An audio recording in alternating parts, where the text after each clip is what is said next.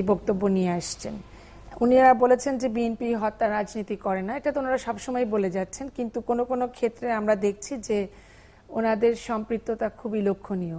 মানে নির্বাচনের পূর্বে বাংলাদেশের যে অবস্থাটা হয়েছিল, নির্বাচন পরবর্তী আমরা যে অবস্থা দেখেছি, এবং পরে 2014-তে আমরা যে 93টা দিন পার করেছি, সেই সময়ও দেখেছি কি পরিমাণ নাশকতা, বোমাবাজি ইত্যাদি ঘটনা ঘটেছে, স্কুল কলেজ বন্ধ হয়ে গেছে ইত্যাদি। তো এই যে ধরনের ঘটনাগুলো আছে, সেই ঘটনাগুলো প্রমাণ কিন্তু জনগণের সামনেই আছে। পেট্রোল বোমা মারা হয়েছে একদমই নিরীহ মানুষের প্রতি, কিন্তু এখন তারাও কিন্তু এই ঘটনাগুলোকে তারা ওন করেনি। তারা বলেছে যে না করেনি, কিন্তু তারা অবরোধ ডেকেছিল, সেই অবরোধটাও কিন্তু এখন পর্যন্ত উইথড্র করা হয়নি। এটা চলছে, কিভাবে চলছে সেটা আমরা বুঝি না, কিন্তু এটা উইথড্র করার কোনো অ্যানাউন্সমেন্ট আসেনি যে বাংলাদেশে এখন অবরোধ চলছে। তো এই পরিপ্রেক্ষিতে, এবং এখন 2জন বিদেশিকে মেরে ফেলা হলো। আপনার দেখবেন যে পূজার পরবর্তীতে কিন্তু একটি দম্পতিকে গলা কেটে হত্যা করা হয়েছে। গাজীপুরে আমরা দেখেছি যে আদিবাসী একটি পরিবারকে লাঞ্ছিত করা হয়েছে, একজন পুলিশ এসআই মেরে ফেলা হলো। হোসেনি দালানে আপনার যেটা 400 বছর ইতিহাসে বাংলাদেশে নেই, সেই ধরনের একটি ঘটনা হলো, বোমা বিস্ফোরণে একটি ছেলে মারা গেল। তো এখন বিএনপি কিভাবে সংশ্লিষ্ট আছে সেটা বিএনপিকে তারা নিশ্চয়ই সেই ব্যাখ্যায় যাবে না। তবে একটা জিনিস তো পরিষ্কার যে তারা যে 20 দলীয় জোট, তাদের সাথে যে জামাত আছে, এবং জামাতের সাথে কার কার যোগসূত্র থাকতে পারে আন্তর্জাতিক ভাবে, যারা এগুলো নিয়ে কাজ করছেন, গবেষণা করছেন, বিশ্লেষণ করছেন, হ্যাঁ সে বিএনপির নেতা, কিন্তু তাদের সাথে যারা সহযোগী আছেন, যেমন ধরেন এখন যে রাজ্যের রাজনৈতিক দলটি ক্ষমতাসীন, তারাও তো একটা জোটের মধ্যেই আছে, মহাজোট। তাহলে যারা মহাজোটের অংশ, তাদেরকে তো বাদ দিয়ে আমরা শুধুমাত্র কেমন আওয়ামী লীগকে নিয়ে কথা বলি না, তাদেরকেও কিন্তু অনেক সময় আমরা সংশ্লিষ্ট করেই কোনো বিষয়ে ব্যাখ্যা দেই। তাহলে এখন এদেরকে বাদ দিয়ে আমি ইন আইসোলেশন বিএনপিকে দেখবো কিনা, সেটা একটা বিষয় চলে আসছে সামনে।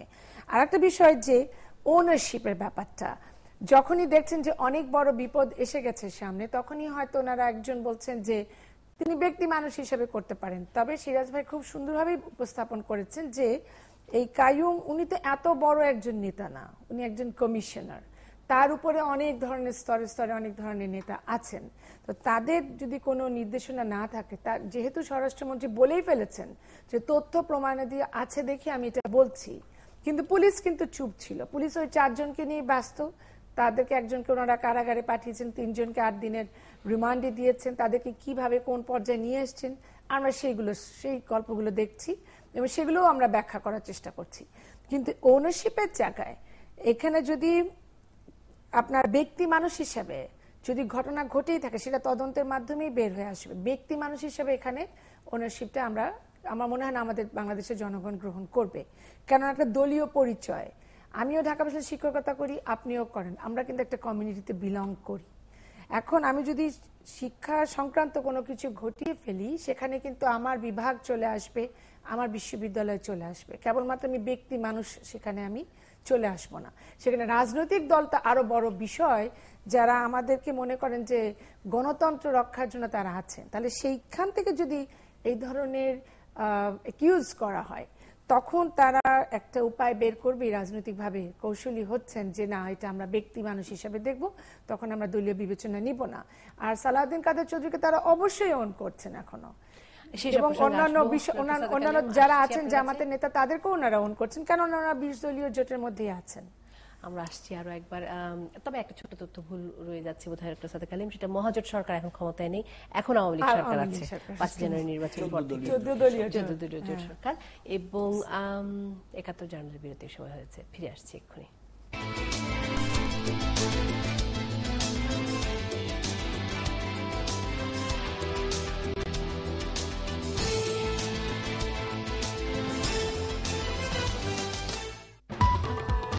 তাবেলা হত্যার নির্দেশদাতা হিসেবে বিএনপি নেতা কাইয়ুমকে সন্দেহ জানালেন স্বরাষ্ট্রমন্ত্রী।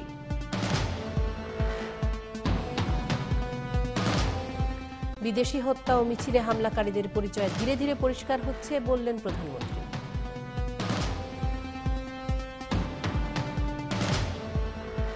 সময়মতো ছাপা শেষে নতুন বছরের শুরুতেই শিক্ষার্থীদের হাতে নতুন বই, জানালেন শিক্ষামন্ত্রী। হিন্দুকুশে ভূমিকম্প বিধ্বস্ত এলাকায় হুমকিতে শিশুরা, প্রচন্ড ঠান্ডায় ব্যাহত হচ্ছে উদ্ধার তৎপরতা।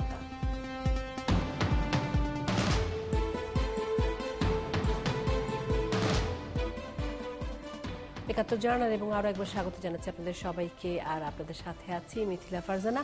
আমি একটু জানিয়ে রাখি, আমাদের সাথে বারিধারা স্টুডিও থেকে যুক্ত হচ্ছে নাজমা আক্তার, সভাপতি যুব মহিলা লীগ, এবং আরো অ্যাডভোকেট ফাহিমা নাসরিন মুন্নি, আইনজীবী, সুপ্রিম কোর্ট। আমি আশা করছি যে তাদের দুজনকে আমরা এখানে দেখতে পাচ্ছি। নাজমা আক্তার এবং ফাহিমা নাসরিন মুন্নি, আপনাদের দুজনকে স্বাগত জানাচ্ছি একাত্তর জার্নালে। আমি আপনাদের সবাইকে আহ্বান জানাচ্ছি যে একসাথে আপনারা সবাই যদি এই আলোচনায় অংশ নেন।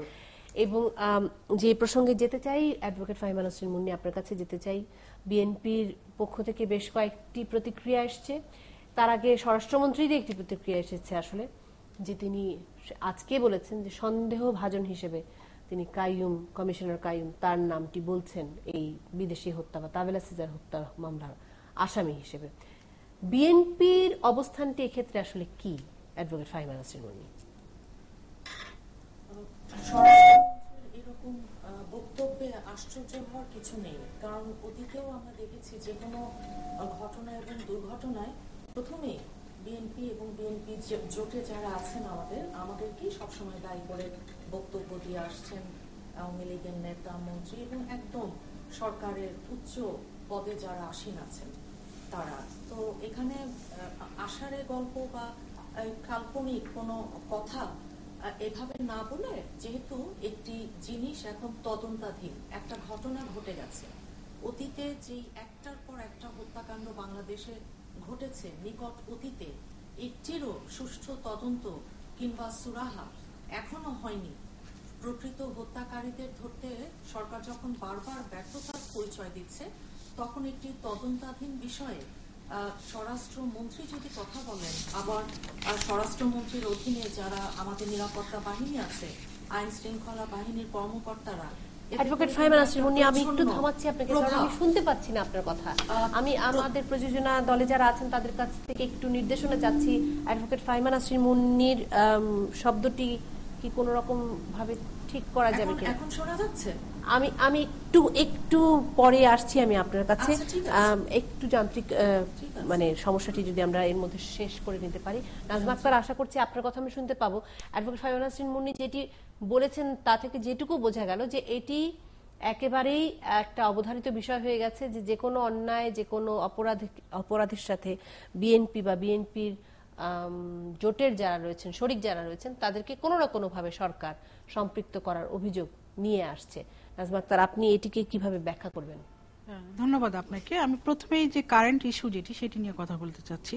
সেটি হচ্ছে যে আপনার যে দুইজন বিদেশি নাগরিককে হত্যা করা হলো, এবং হত্যাকাণ্ডের কিন্তু 28 দিন পরে যে গোয়েন্দা সংস্থাগুলি তদন্ত করেছেন এবং তাদের প্রতিবেদন তারা সাংবাদিক সম্মেলন করে তারা দাখিল করেছেন, এবং সেইখানে তারা বলেছেন যে তারা যাদেরকে ধরেছেন তাদেরকে জিজ্ঞাসাবাদের মাধ্যমে যে তথ্যগুলি তারা পেয়েছেন তারই পরিপ্রেক্ষিতে আমাদের স্বরাষ্ট্রমন্ত্রী মহোদয় এবং পুলিশের যে কর্মকর্তারা, যারা সংশ্লিষ্ট কর্মকর্তারা, তারা কিন্তু কথা বলেছেন।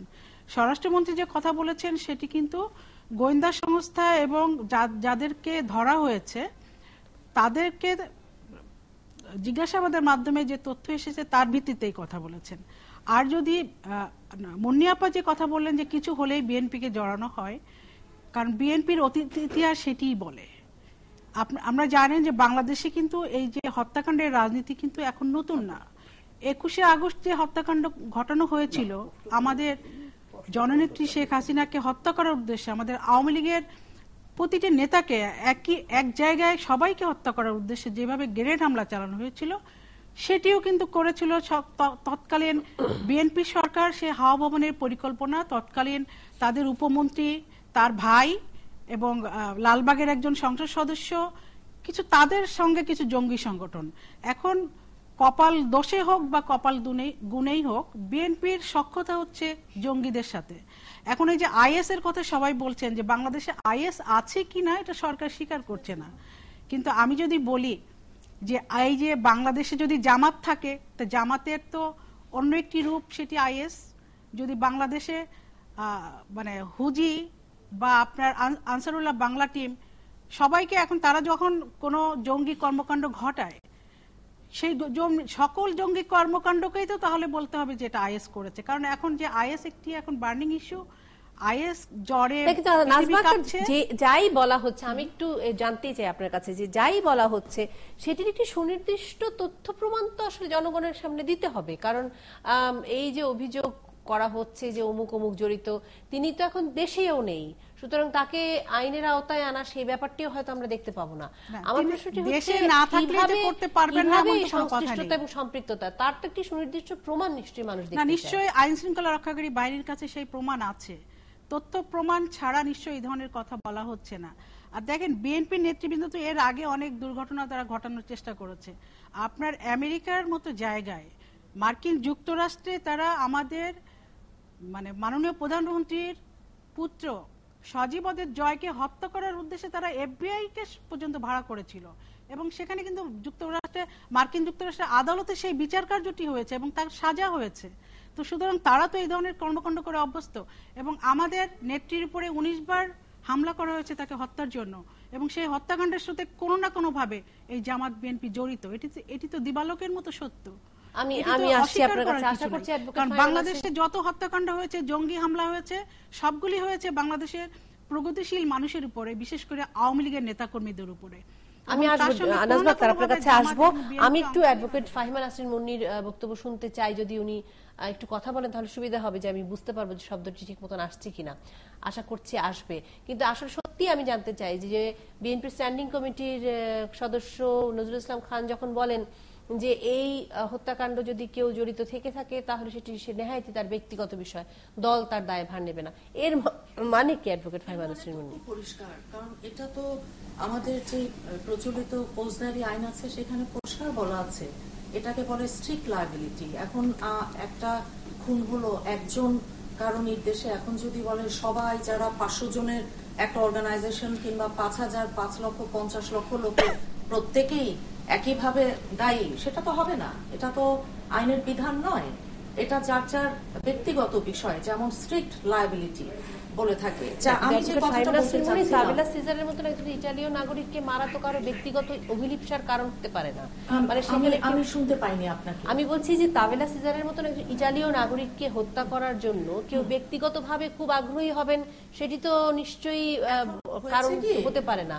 সেখানে যদি কোনো বৃহত্তর কারণ থেকেই থাকে, বা যেই হত্যা করেছেন তার নিশ্চয়ই কোনো বৃহত্তর কারণ আছে, তার সঙ্গে কি দলের নামটি জড়িত হয়ে যায় কিনা। চিলে ওই কান নিয়ে গেছে, এখন সবাই চিলের পিছন পিছন আমরা ছুটছি আর কি।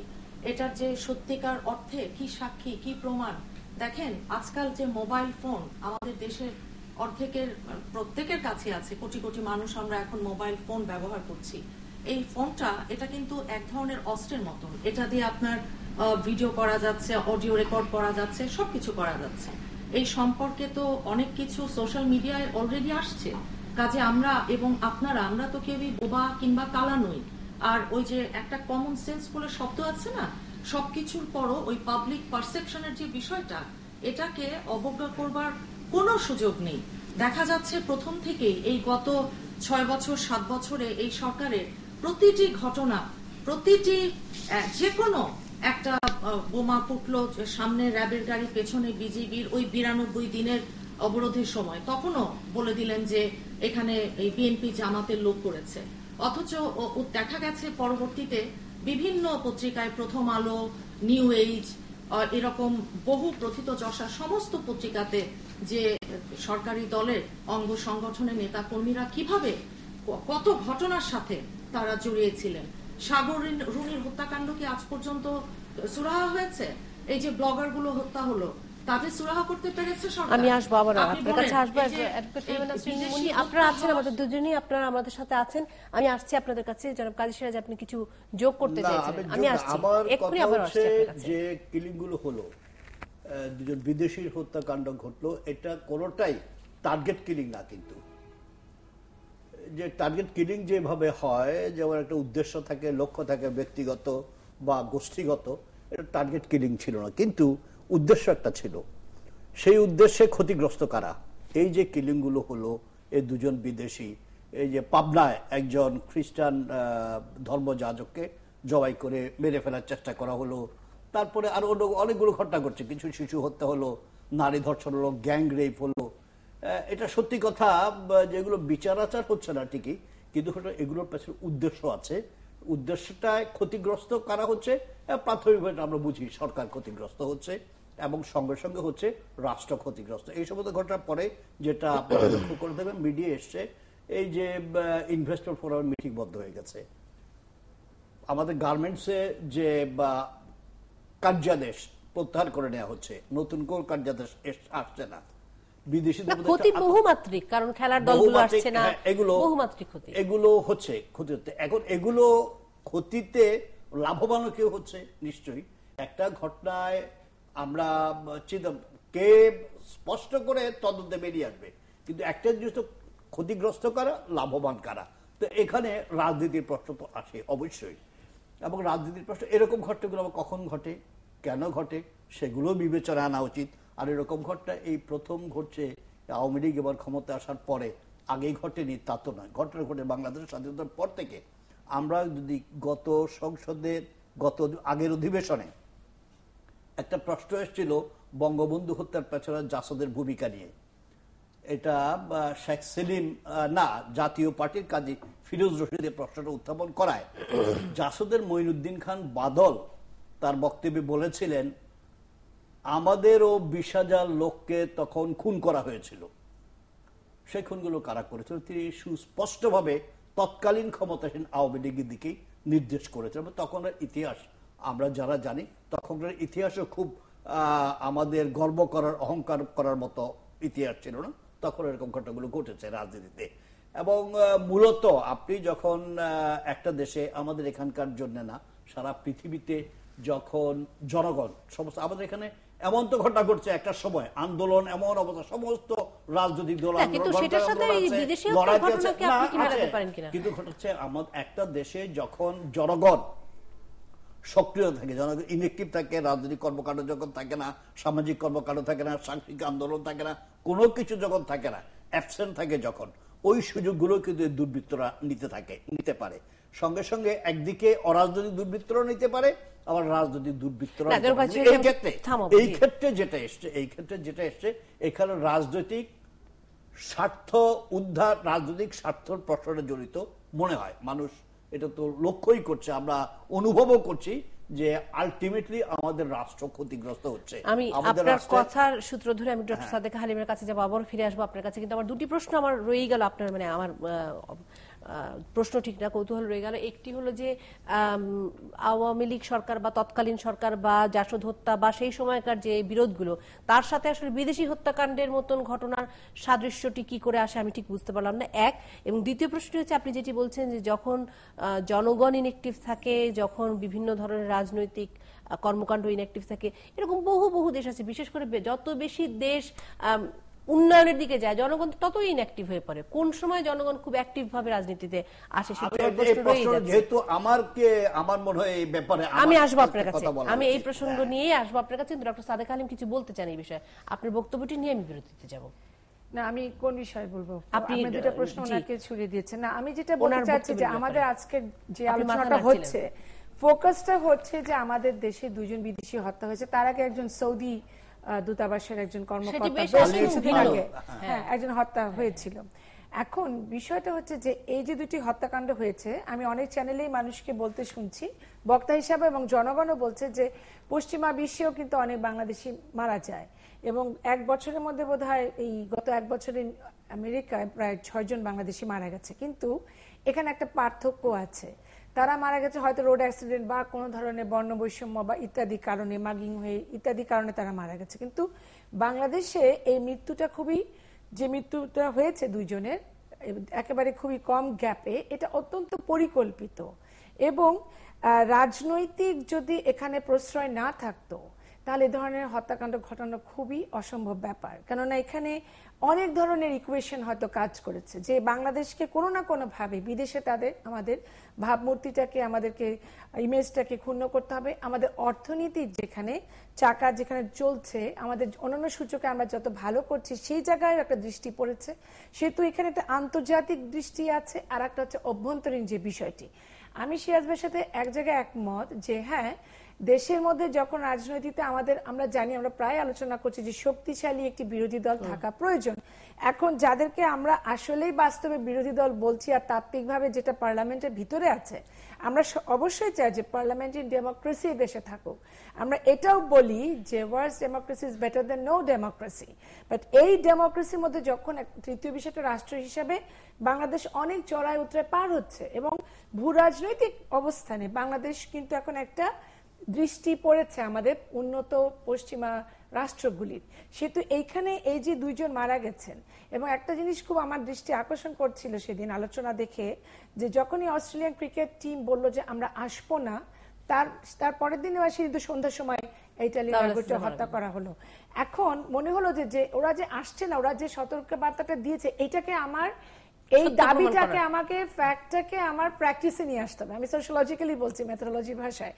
এবং এই প্র্যাকটিসে আনার বিষয়, যেখানে আমাদের যে ফাহিমা আপা যে বললেন যে কাল্পনিক, উনি বলেছেন উনি যে বিএনপির এই ধরনের যে অ্যাকিউজ করা যেটা কাল্পনিক, হ্যাঁ আমিও ভাবতে চাই এটা কাল্পনিক, কিন্তু 2 জন ব্যক্তিত্ব, রাজনৈতিক ব্যক্তিত্ব বিএনপির, তারা স্ববিরোধিতা করেছেন।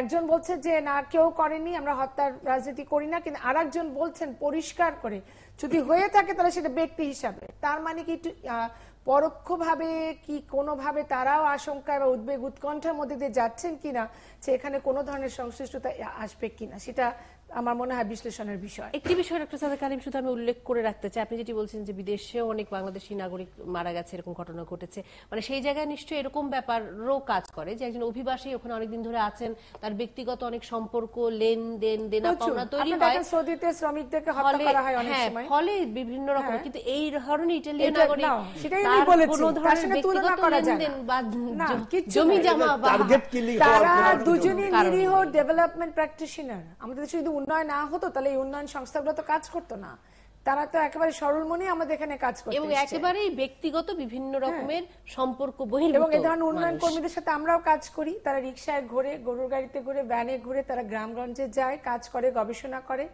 সবকিছু তো চলছে। আসছি ডক্টর সাদেক আলিম এবং আপনারা আছেন, নাজমা আক্তার, অ্যাডভোকেট ফাহিমা নাসরিন মুন্নি এবং কাজী সিরাজ তো আছেনই, আপনারাও আছেন আমাদের সাথে। ফিরে আসছি ৭১ জার্নালে।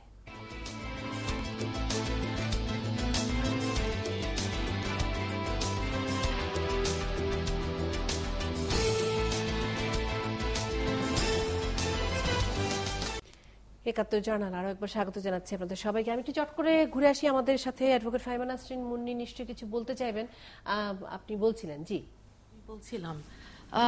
আমি বলছিলাম যে সরকার বারবারই বলে যাচ্ছেন যে বাংলাদেশে আইন শৃঙ্খলা পরিস্থিতি খুব ভালো আছে, নিরাপত্তার অজুহাতে, যদিও একটার পর একটা দেশ থেকে সতর্কতা জারি করা হয়েছে, খেলা টেলা তো তারা আসছেন না বিদেশি দলগুলো। এখন প্রবলেমটা হয়ে গেছে কি যে যেটাই হোক, আপনারা যদি দেখেন অতীত থেকে আজকে পর্যন্ত যে যত দোষ নন্দ ঘোষের মতন হয়ে যায়, বিএনপি জামাত, এই জামাতের সাথে তো 96 সনে আওয়ামী লীগও ছিল, মতিউর রহমান নিজামী সাহেবের সাথে বর্তমান প্রধানমন্ত্রী, মাননীয় প্রধানমন্ত্রী শেখ হাসিনার ছবিও তো আমরা দেখেছি, সেগুলো তো ডকুমেন্টেড প্রুফ। কাজেই এখানে সাদেকা হালিম উনি বললেন না যে বিএনপি নেতৃবৃন্দের কথায় উনি স্ববিরোধিতা দেখেছেন। স্ববিরোধিতা কিন্তু আপনি বর্তমানে সরকার এবং সরকারি দলের নেতৃবৃন্দের কথায় এবং বার্তায় হরহামেশাই আপনি যদি খেয়াল করেন দেখবেন, যেমন আমরা সবাই সাধারণ মানুষ সবসময় দেখছি। মানে আওয়ামী লীগ স্ববিরোধিতা করে বলেই বিএনপিও করে, আমি বুঝতে পারলাম না। মানে এই আওয়ামী লীগ স্ববিরোধিতা করে, বিএনপি স্ববিরোধিতা করেনি। বিএনপির দুটো কথার উদ্দেশ্য কিন্তু একটাই, সেটা হচ্ছে যে বিএনপি কখনো কোনো নাশকতা কিংবা হত্যার রাজনীতি করে না। বিএনপি জনসাধারণের দল, জনগণ বারবার বিএনপিকে ভোট দিয়েছে, বিএনপি এসেছে, দেশ পরিচালনা করেছে। বিএনপি একটি বড় দল, বহুবার বাংলাদেশে সরকার গঠন করা দল। এই জায়গা থেকে আমি আপনার কাছে জানতে চাই আইনজীবী হিসেবে, আপনার কি স্পেকুলেশন, আপনার কি মনে হয় তাহলে এগুলো আসলে কারা ঘটাচ্ছে? এখন দেখেন, এই জিনিসগুলো করে কাউকে যদি দোষারোপ করা যায়, আমি যদি মনে করি একটা হাইপোথেটিক্যাল কথা আর কি, যে যেমন দেখেছেন অতীতেও ওই 92 দিনের নাশকতার যে ছোট্ট একটা এক্সাম্পল দিয়েছিলাম, এরকম তো ভুরি ভুরি এক্সাম্পল আছে। সেটা তো আপনারা সাংবাদিক হিসেবে যখন গণমাধ্যমে কাজ করেন আপনারাও দেখছেন। গণমাধ্যমের একজন এডিটর উনি তো কিছুদিন আগে বলেছেন যে ওনারা স্বাধীনভাবে কাজ করতে পারছেন না। এখন বিএনপির উপর দোষ দিয়ে সামনের যে ইলেকশন এবং সংলাপের যেই জাতীয় এবং আন্তর্জাতিক চাহিদা আছে সেটাকে পাশ কাটিয়ে যাওয়া যায়, তাহলে কেন নয়? এই ধরনের ঘটনা ঘটিয়ে সরকারের নির্দেশ কিংবা আদেশ ছাড়া তো কিছুই হচ্ছে না এখন দেশে। আমরা দেখেছি যে বিএনপির, আপনি দেখেন যে সমস্ত আমাদের দলের নেতা কর্মী তারা তো জেলে, পরিবার পরিজন নিয়ে লক্ষ লক্ষ নেতা কর্মী, হাজার হাজার মামলা। এখানে তো জিনিসটা এমন নয় যে একজন দুজন। কিছুদিন আগে জাতিসংঘের যেই মানবাধিকার বিষয়ক একটি হিয়ারিং ছিল, শুনানি, সেখানে হিউম্যান রাইটস ওয়াচ নামে একটি আন্তর্জাতিক মানবাধিকার সংস্থা প্রথিতযশা, তারা গিয়ে তো বলেছে যে আমি অ্যাডভোকেট ফাইমা নাসরিন মুন্নী আপনার কাছে আসছি, কিন্তু আমি শুনতেই চাই নাজমা আক্তার আপনার কাছে যেটি অ্যাডভোকেট ফাইমা নাসরিন মুন্নী বললেন যে এই দোষারোপের রাজনীতির মধ্যে দিয়ে সরকার একটি ফায়দা লোটার চেষ্টা করছে, এবং এরকম অনেকেই বলছে যে এখন একটি জুজুর ভয় স্থাপন করে একটি অসাম্প্রদায়িক হিসেবে যে দলটি পরিচিত সেই দলটি আসলে একরকমের জুজুর ভয় সৃষ্টি করার চেষ্টা করছে, বিভিন্ন ধরনের জঙ্গি, জামাত ইত্যাদি ইত্যাদির ভয় দেখিয়ে তাদের ক্ষমতা পাকাপোক্ত করছে। এই অভিযোগকে নাজমা আক্তার আপনি কিভাবে? এটি আসলে বিএনপির হচ্ছে, আমি বলবো, পাতানো অভিযোগ। এটা যারা ওরা যেটা বলে যে আমরা সরকার পরিচালনা করছি এবং আমরাই দেশে আবার নাশকতা করছি, মানে বিষয়টি কেমন হাস্যকর হয়ে যায়, একেবারে সোজা সাপটা কথা। অ্যাডভোকেট ফাইমা নাসরিন যেটি বলছেন যে এর মধ্যে দিয়ে দেশে যে একটি ঐক্য প্রতিষ্ঠা বা সব দলের অংশগ্রহণে একটি নির্বাচন করার যে দাবি, যেটি বিএনপি জানিয়ে আসছে, সেই সবকে পাশ কাটিয়ে যাওয়ার একটা চেষ্টা আছে। না, পাশ কাটিয়ে আমার তো মনে হয় বিএনপি এটা করছে যে যাতে তাদের যে দাবি সেটি মানা যায় কিনা, বা তাদের সঙ্গে ঐক্য প্রতিষ্ঠা করা যায় কিনা, কিংবা বিদেশের চাপে এই ধরনের একটা অজুহাত সৃষ্টি করে আমাদেরকে নার্ভাস করে দেওয়া বা সরকারকে নার্ভাস করে দেওয়া যায় কিনা, এটা তো বিএনপির চাল হতেই পারে। অ্যাডভোকেট ফাইমা নাসরিন বলেছিলেন প্রথমেই যে মাননীয় প্রধানমন্ত্রী প্রথমেই বক্তব্য দিয়েছিলেন তাদের নেতার বিরুদ্ধে। তাদের একজন নেতা তার বাড়িতে একটি নৈশভোজের আয়োজন করেছিলেন, সম্ভবত বিভিন্ন দেশের কূটনীতিকদের সম্মানার্থে, এবং সেখানে তিনি অগ্রিমভাবে বলেছেন যে ওই কিছুদিনের মধ্যেই বাংলাদেশে জঙ্গি আক্রমণ হতে পারে।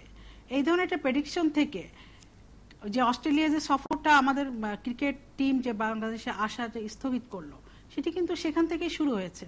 তারপরেও দেখেন এই কথা বলার পরে অস্ট্রেলিয়া আসলো না, 2 দিন পরে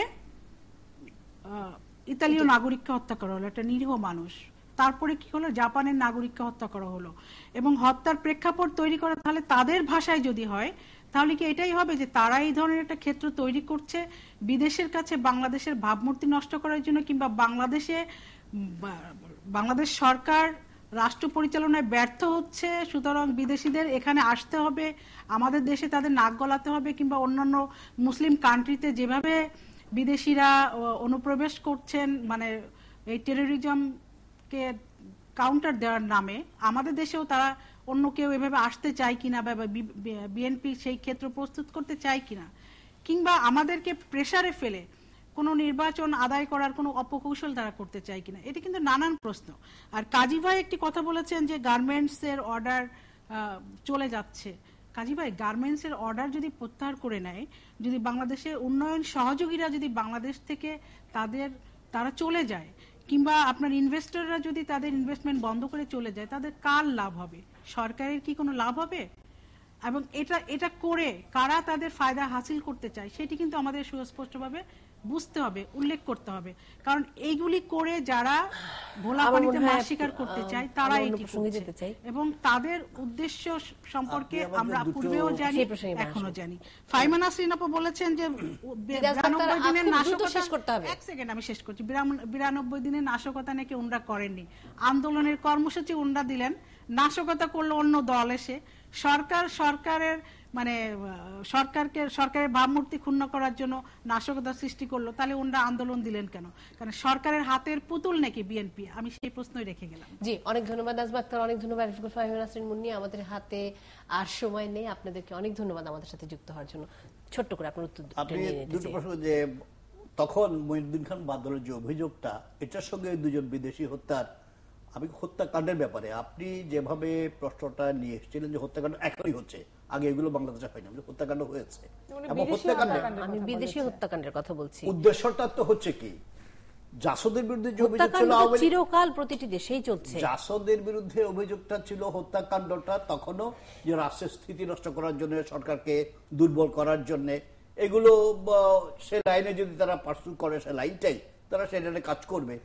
আবার একইভাবে ওদেরকে ব্লেম করার জন্য, নিজেদের ক্ষমতা সংহত রাখার জন্য, ক্ষমতা স্থায়ী করার জন্য সরকারের পক্ষ থেকে খুনোখুনির যে রাজনীতি, খুনোখুনির রাজনীতিতে বাংলাদেশের রাজনীতিতে খুনোখুনি নতুন নয়, আরো দীর্ঘ আলোচনার ব্যাপার।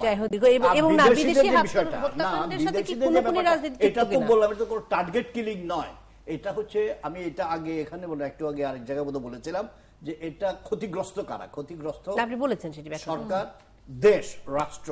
আমি যেটা বলছি এই যে সমস্যাগুলো হচ্ছে এতে রাষ্ট্র ক্ষতিগ্রস্ত হচ্ছে, রাষ্ট্রকে ক্ষতিগ্রস্ত করবার জন্য এটা একটা পরিকল্পিত ঘটনা, জাতীয় আন্তর্জাতিক সংযোগ এখানে থাকতে পারে। এখন আমাদের বক্তব্য হচ্ছে কারা করেছে এটা তদন্তের মাধ্যমে বের করে আনার আগে এটা করা উচিত হয়। আর এই যে এখন যে ইলেকশন নেওয়ার জন্য বা ইত্যাদি করার জন্য বিএনপি চাইতে পারে, ইলেকশন নেওয়ার দাবিটা বিএনপির থাকতে পারে, জনগণও আছে, কারণ 2014 সালের 5ই জানুয়ারি যে নির্বাচনটি সেটি একটি আদর্শ নির্বাচন ছিল না। 300 আসনের সংসদে 153 জন সংবিধান লঙ্ঘন করে 65 আনলে এই প্রসঙ্গে এই কথাগুলো আসবে যে একটি নির্বাচন, একটি ইনক্লুসিভ ইলেকশনের দাবি জনগণের থাকতে পারে। মনে করছেন যে এই ধরনের পরিস্থিতি একদম না, আমি সেটা মনে করছি না। এই বক্তব্যটা যখন আসলো যে এটা আদায় করার জন্য এগুলো হতে পারে, এটা করার জন্য, আদায় করার জন্য এগুলো করছে, যদি করে, যদি প্রমাণ হয় নিশ্চয়ই এগুলো আইন তার নিজস্ব গতিতে চলবে এবং সেটা চলাই উচিত। কিন্তু এরকম একটা দাবি যদি জনগণের মধ্য থেকে আসে সেটা অন্যায় দাবি। উনি যেটা বলছেন এই দাবিটাই অন্যায়, সেটা বলতে চেয়েছিলেন যুব মহিলা লীগের সভানেত্রী, তার বক্তব্যে যেটা এসেছিল যে অন্যায় দাবি বলেছেন। না, উনি অন্যায় দাবি বলেননি, অন্যায় দাবি সত্যি বলেননি। আবার পুনঃপ্রচার হবে সকালবেলা, সকাল 6টায়, সকাল 6টায় জাস্টিফাই করছেন ওই নির্বাচনটাকে। আমরা সেটাকে জাস্টিফাই, সেটা পক্ষে দাঁড়াবার আমার মনে করো খুব একটা যুক্তি নেই। জি, আমরা একটা বিরতি নিয়ে ফেরত আসছি, ভিন্ন প্রসঙ্গে কথা বলতে চাই।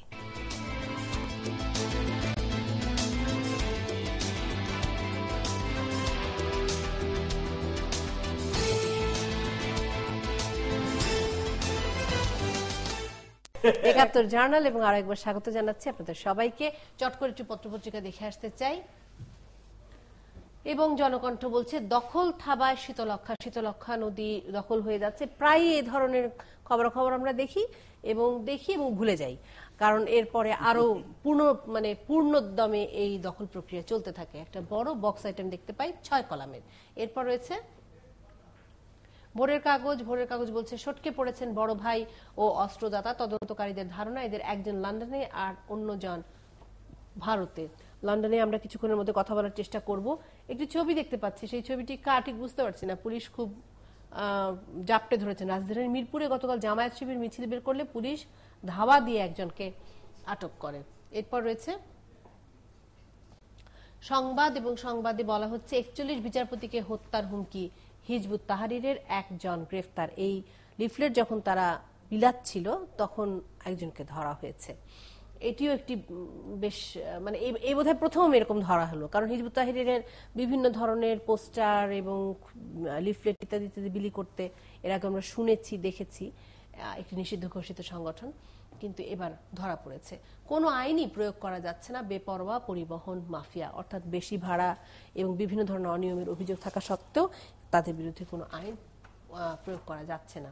কাইয়ুম সন্দেহের তালিকায় স্বরাষ্ট্রমন্ত্রী আজকে যেটি বলেছেন, লন্ডন কানেকশন খুঁজছে পুলিশ। এরপর রয়েছে সকালের খবর, বড় ভাইয়ের সংখ্যা ডজন খানেক, 2 জন পলাতক, অনেকে গোয়েন্দা নজরদারিতে। অর্থাৎ বড় ভাই একজন, সেটি বলাটা বোধহয় ঠিক হবে না। অনেকের মধ্যে এক হচ্ছে কাইয়ুম কমিশনার। বোমা মেরে উন্নয়নের গতি রোধ করা যাবে না, প্রধানমন্ত্রী বলেছেন। 41 বিচারপতিকে হত্যার হুমকি হিজবুত তাহরিরের। সেই বড় ভাই কাইয়ুম কিনা নিশ্চিত নন স্বরাষ্ট্রমন্ত্রী, আরো একটি বিশ্বাসসূচক চিহ্ন। এরপর রয়েছে আমাদের সময় মালয়েশিয়ায় কর্মী প্রেরণে ভূমিকা রাখতে পারছে না বায়রা। বিদেশি সতর্কতায় অশনি সংকেত অর্থনীতিতে, যে কথাটি আমরা একটু আগেই বলছিলাম, অর্থনীতিতে বেশ বড় ধরনের বহুমাত্রিক প্রভাবই পড়ার সম্ভাবনা রয়েছে। লন্ডনে খালেদা জিয়ার গাড়িতে হামলার চেষ্টা। এখানে থামবো, কারণ আমি লন্ডনে যোগাযোগ করতে চাই। আমাদের সাথে তানভীর আহমেদ, লন্ডন প্রতিনিধি, তিনি যুক্ত আছেন, স্কাইপেতে সংযুক্ত আছেন। আশা করি তাকে আমরা বড় পর্দায় দেখতে পাবো। তানভীর আহমেদ, আপনাকে ৭১ জার্নালে স্বাগত জানাচ্ছি। লন্ডনে বেগম খালেদা জিয়ার গাড়ির উপর হামলা হয়েছে, একটু ঘটনাটি যদি বলেন। হামলা হয়েছে এটি নিশ্চিত করে বলা যাচ্ছে না, হামলার অভিযোগ আছে, অভিযোগ এসেছে। আসলে আমরা বিভিন্ন সামাজিক যোগাযোগ মাধ্যমে এবং একটি অ্যাপ্লিকেশন হোয়াটসঅ্যাপ, সেই অ্যাপ্লিকেশনের মাধ্যমে বিভিন্ন মোবাইলে আসলে একটি ভিডিও ছড়িয়ে পড়েছে গতকাল রাত থেকে। তো সেই ভিডিওটিতে আমরা যতটুকু দেখেছি যে একদল লোক একটা সাদা গাড়িতে তড়িঘড়ি করে পালিয়ে যাচ্ছে। তো কিছু মানে লোক, তারা নাম পরিচয় প্রকাশ করতে চাইছেন না, তারা দাবি করছেন যে এই সেখানে খালেদা জিয়া উপর হামলা হয়েছে এবং ডিম ছোড়া হয়েছে। এবং কিন্তু আমরা যখন বিএনপির দায়িত্বশীল লোকজনদের সাথে কথা বলছি, তারা এই দায়টি স্বীকার করেনি। তারা বলছেন যে সেখানে সেই গাড়িতে বিএনপি চেয়ারপারসন ছিলেন না, এবং যে সাদা গাড়িটির কথা বলা হচ্ছে, সাদা গাড়িতে আসলে কখনোই বিএনপি চেয়ারপারসন কিংবা তারেক রহমান কখনো সাদা গাড়ি ব্যবহার করেন না। কিন্তু সেই নাম প্রকাশে অনিচ্ছুক সূত্রটি আমাদেরকে সবসময় বলছে যে তারা নিশ্চিত হয়েছেন বেগম খালেদা জিয়ার উপরেই এই হামলাটি হয়েছে।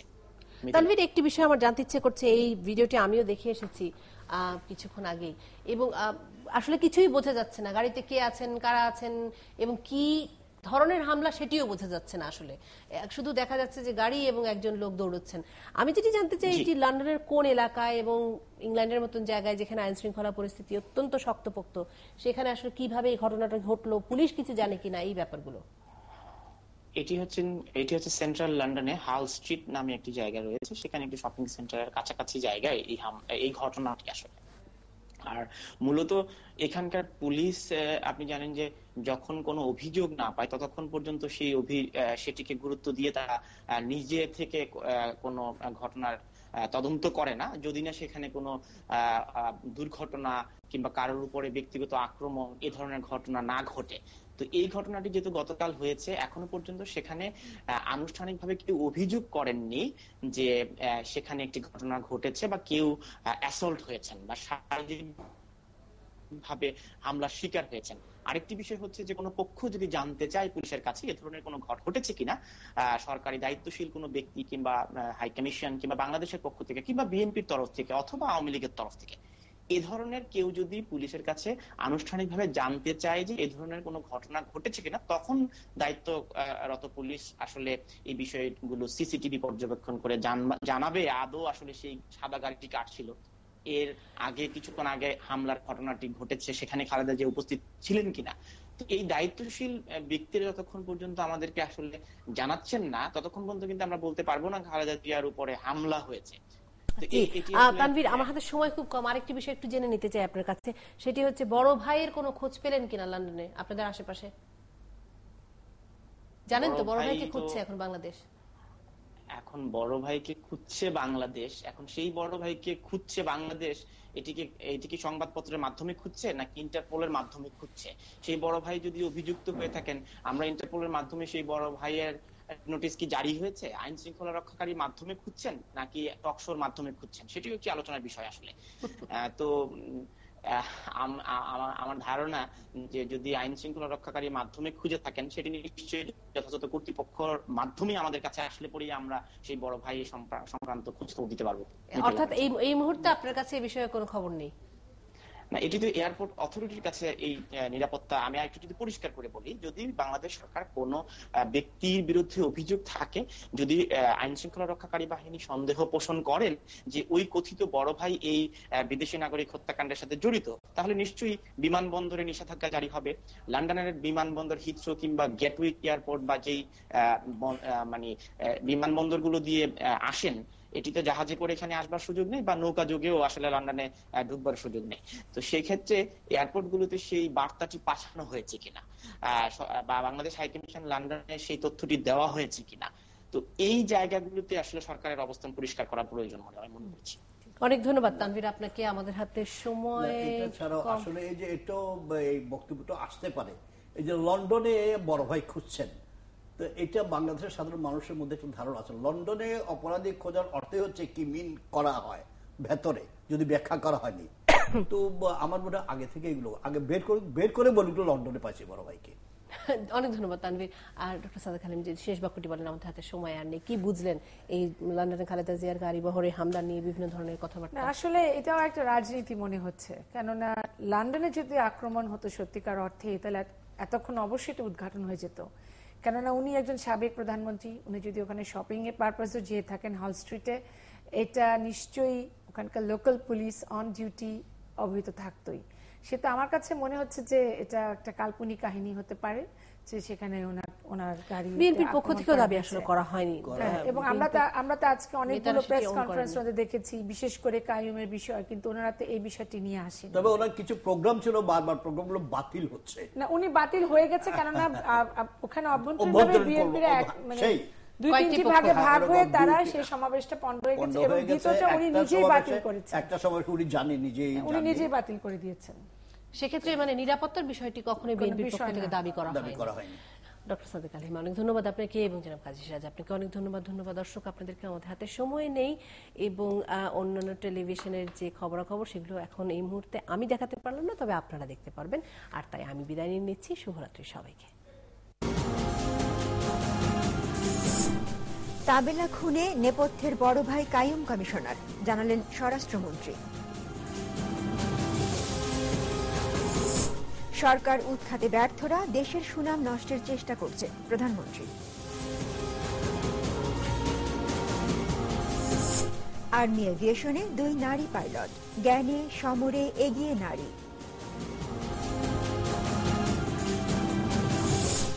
রাজধানীতে সড়ক সংকট, সমাধান খোঁজা হচ্ছে মেট্রো রেলে। বিদেশি হত্যায় ফের আইএস সংশ্লিষ্টতার দাবি সাইট ইন্টেলিজেন্সের।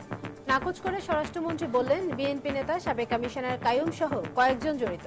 লাভজনক প্রতিষ্ঠান হওয়ায় সাইট ইন্টেলিজেন্সের দেশি বিদেশি স্বার্থের যোগসূত্র থাকতে পারে, মন্তব্য নিরাপত্তা গবেষণা প্রতিষ্ঠান বিএসএন। আইন শৃঙ্খলা পরিস্থিতি নিয়ে মন্ত্রিসভা কমিটির বৈঠকে সাম্প্রতিক হত্যাকাণ্ড ও নাশকতা নিয়ে আলোচনা। দেশে যখন শান্তি বিরাজ করে তখনই বিএনপি জামায়াত বিদেশি হত্যা, তাজিয়া মিছিলে হামলার মতো ঘটনা ঘটায়, মন্তব্য প্রধানমন্ত্রীর। বিদেশি নাগরিক হত্যার সঙ্গে বিএনপি নেতাদের জড়িয়ে প্রকৃত অপরাধীদের আড়ালের চেষ্টা করছে সরকার, অভিযোগ বিএনপি। নতুন বছরের প্রথম দিনই মাধ্যমিক পর্যন্ত প্রায় 4.5 কোটি শিক্ষার্থীর হাতে 33 কোটির বেশি বই তুলে দেওয়া হবে, জানালেন শিক্ষামন্ত্রী। সুন্দরবনের পশুর নদীতে কয়লা বোঝাই কার্গো জাহাজ ডুবির 21 ঘন্টা পরও শুরু হয়নি উদ্ধার কাজ, বন বিভাগের মামলা দায়ের। এবং রাজধানী মতিঝিলের রেস্টুরেন্টের মালিক পিটিয়ে ও গুলি করে হত্যা করেছে কর্মচারীকে, ছিনতাইকারী বলে চালানো চেষ্টা, দাবি নিহতের পরিবারের। বিদেশি হত্যায় মদদের অভিযোগ অস্বীকার বিএনপির, ব্যক্তিগতভাবে কেউ খুনে জড়িত থাকলে দায় নেবে না দল।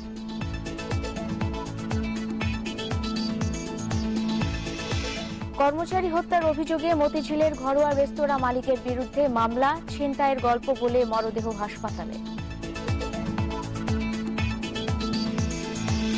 পশুর নদীতে 510 টন কয়লা ডুবে যাওয়ার 24 ঘন্টা পরও উদ্ধার তৎপরতা শুরু হয়নি, জীববৈচিত্র্য হুমকিতে পড়ার আশঙ্কা বিশেষজ্ঞদের। শেখ কামাল কাপের সেমিফাইনাল থেকে বিদায় নিল ঢাকা মোহামেডান, ইস্ট বেঙ্গলের কাছে 3-0 গোলে হেরেছে সাদা কালোরা। Up to 4 million people in South Sudan may be facing starvation. The world's newest nation could be on the brink of famine. I traveled to some of the worst affected areas where I found hundreds of people surviving on just grass and leaves. We'll speak live to the UN about what's being done. Two of Australia's most wanted men, father and son Gino and Mark Stocko, are arrested after 8 years on the run. This is CNN. For the first time, Iran will be joining peace talks on Syria. Iranian media report the country's foreign minister is to attend a summit in Vienna at the direct invitation of Washington. And the American Defense Secretary says the U.S. is considering, quote, direct action on the ground in its campaign against ISIS in Iraq and in Syria. Pakistani authorities say at least 248 people there were killed in Monday's powerful earthquake. Altogether, 364 people are known to have died across South Asia. Aid organizations say they're finding it difficult to reach all the affected communities in the mountainous region. Now, Volkswagen has laid bare the financial impact of its diesel emissions scandal for the first time. The results were worse than expected. The German car maker reported its first quarterly loss in 15 years, hit by $7.5 billion of costs related to that emission test rigging. Its third quarter loss came in at almost $2 billion.